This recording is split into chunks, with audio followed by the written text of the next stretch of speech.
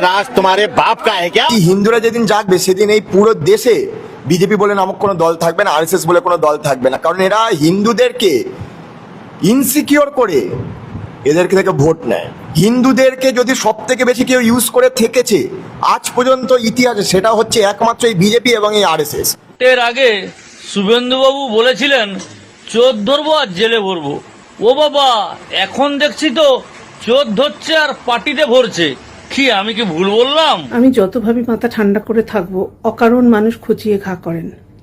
একটা কথা পরিষ্কার বারবার করে বলছি, ভারতবর্ষ এখনো পর্যন্ত হিটলারের হয়নি, এখনো পর্যন্ত এখানে কথা বলা বারণ হয়নি, কনস্টিটিউশনকে ভুল বলা হয়নি, এখনো পর্যন্ত কোর্ট কোনো অর্ডার দেয়নি যে আমরা কথা না বলে চুপ করে থাকব।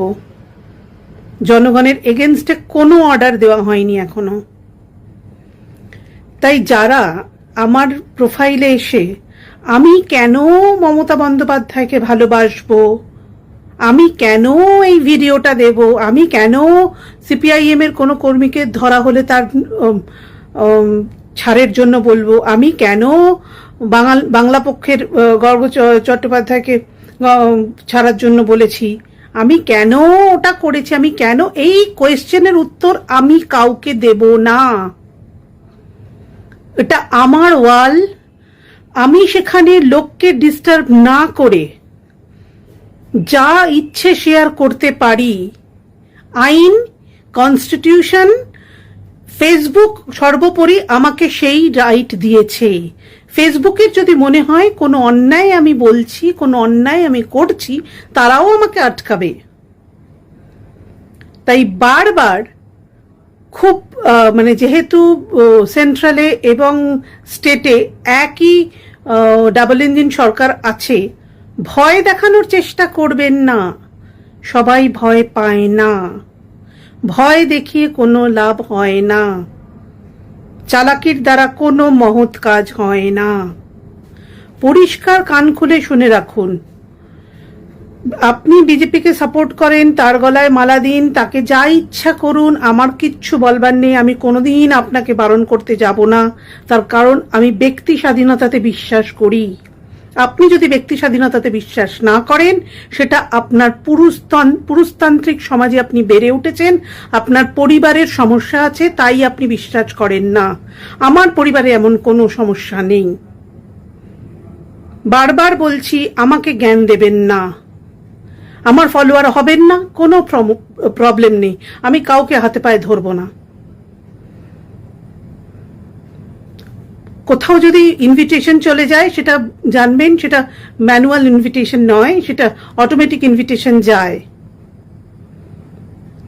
যদি আপনার আমাকে পছন্দ না হয়, আমাকে দয়া করে আমার ইনভিটেশন গ্রহণ করবেন না, এবং যারা এমনিও ফলো করেন তারা ফলো করবেন না। এটা জেনে রাখুন, আমি বিজেপিকে সাপোর্ট করব না। আমি তা বলে আপনাদের মতো বিদ্বেষীও নই। তারা কোনো ভালো কাজ করলে, দেশের কোনো ভালো করলে নিশ্চয়ই সাপোর্ট করব। Enough is enough. অনেকবার ধরে একই কথা আমাকে বলতে হচ্ছে।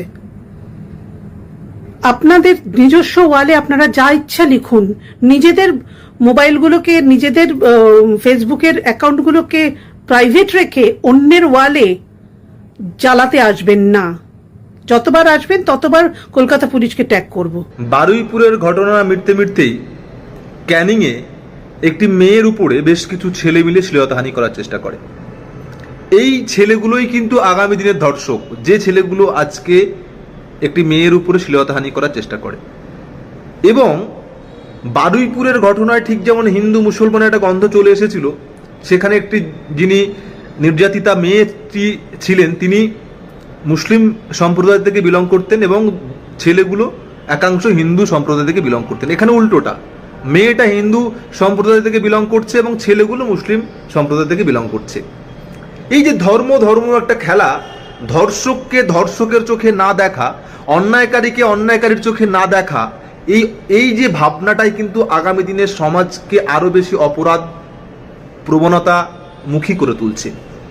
আমি বলছি, এই ক্যানিংয়ের ছেলেগুলোকে যদি এখন সঠিক শাস্তি না দেওয়া যায়, তাহলে এরা আগামী দিনে শ্লীলতাহানি থেকে ধর্ষণ পর্যন্ত চলে যেতে সময় নেই। মানে এর উপযুক্ত শাস্তি সমাজের সামনে অবশ্যই দেওয়া দরকার, দৃষ্টান্তমূলক শাস্তি দেওয়া দরকার। এবার আপনাদেরকে বলছি, বারুইপুরে যিনি মূল অভিযুক্ত ছিলেন তার সঙ্গে আরো বেশ কিছু মানুষকে পুলিশ গ্রেপ্তার করেছিল এবং সেই মূল অভিযুক্তকে পুলিশ সেখানে নিয়ে গিয়েছিল খতিয়ে দেখার জন্য, এবং সেখানে নাকি পুলিশের কাছ থেকে রিভলভার ছিনিয়ে নিয়ে পালিয়ে যাওয়ার চেষ্টা করছিল এবং পুলিশের দিকে বন্দুক তাক করার চেষ্টা করছিল, তাই পুলিশ তাকে এনকাউন্টার করে দিয়েছে।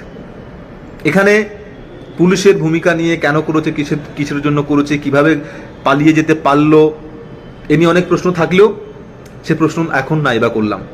কিন্তু যে প্রভাস মণ্ডল মূল অভিযুক্ত, যিনি শনাক্ত করে দিচ্ছিলেন যে বস্তাটা ওইখানে পড়ে আছে, যিনি বলছিলেন যে এই কারণে এরা থাকতে পারে, জানার কাছ থেকে অনেক তথ্য অনেক ইনফরমেশন আসছিল, আচ্ছা সেই মূল অভিযুক্ত, তার সঙ্গে তো আরো অনেকে নিশ্চয়ই ছিল জড়িয়ে, তাহলে সেই মূল অভিযুক্ত চলে যাওয়ার পরে ওই ঘটনার সাথে আর কে জড়িত আছে এই ঘটনা জানতে পারবো আমরা?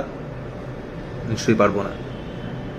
এখানে আরো মাস্টারমাইন্ড কে আছে, কে এই ঘটনাটা প্ল্যানিং করেছিল, কারা করেছিল, কিসের জন্য করেছিল, জানতে পারবো আমরা?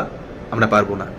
তাই দেশে বিচার ব্যবস্থা আছে, দেশে আইন আছে, দেশের সংবিধান আছে, কোর্ট আছে, আদালত আছে, জজ আছে, ইনভেস্টিগেশন টিম আছে, তাদেরকে বুড়ো আঙুল দেখিয়ে আমরা যারা এই ঘটনায় আনন্দ করছি, আনন্দ পাচ্ছি, ভেবে দেখার অনুরোধ রইল আমরা কোথায় দাঁড়িয়ে আছি, আমরা কোন বিষয়কে নিয়ে আনন্দ করছি। কিন্তু ধর্ষকদের কঠোর থেকে কঠোরতম শাস্তি আইনের মাধ্যমে হওয়া উচিত, কঠোর থেকে কঠোরতম শাস্তি, দৃষ্টান্তমূলক শাস্তি হওয়া উচিত। এ নিয়ে কোনো আপত্তি নেই, কোনো দ্বিধা নেই, কোনো কথা হবে না, কিন্তু সেই শাস্তি এইভাবে নয়। আপনি ভালো করে ভেবে দেখুন, ইতিহাস সাক্ষী আছে, কোন প্রতিবাদীকে আটকে, প্রতিবাদীকে খাঁচার মধ্যে ঢুকিয়ে দিয়ে প্রতিবাদকে আটকানো যায়নি। পশ্চিমবঙ্গের মাটি প্রতিবাদের মাটি, পশ্চিমবঙ্গের মাটি প্রতিবাদীদেরকে জন্ম দেয়। কোন প্রতিবাদীকে আটকে জেলের মধ্যে ঢুকিয়ে প্রতিবাদকে আটকানো যায়নি। আপনি একটা ভিডিও কোথাও দেখাতে পারবেন যেখানে লায়েক আলী উস্কানিমূলক কোনো রকম কথাবার্তা বলেছে?